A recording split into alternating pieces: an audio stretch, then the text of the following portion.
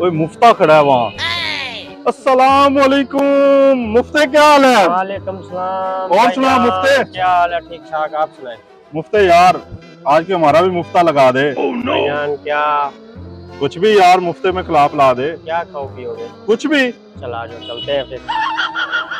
किधर था इतने दिन यार? बस इधर ही था यार, मैं कहीं नहीं गया। यार मुफ्ते इधर ही घूम रहा हूँ। चलो यार, इधर से आपको कुछ खिलाता हूँ, आ जाओ। इधर से? इधर से।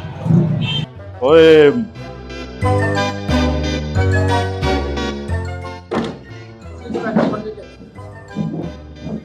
हाँ मुफ्ते। वेटर भाई, बात सुनो। जी भाईजान, क्या लेंगे? भाईजान एक कड़क चाय मलाई मार कर ले आओ। भाईजान एक चाय। ये यार मुफ्ते, बंदे 3 चाय 1 यार। भाई आपको नहीं पता, एक चाय से आदमी के प्यार बढ़ते हैं। हम तीनों भाई थोड़ी थोड़ी करके पियेंगे, पीने से हमारा काम बढ़ेगा, ध्यान बढ़ेगा और पहचान बढ़ेगी।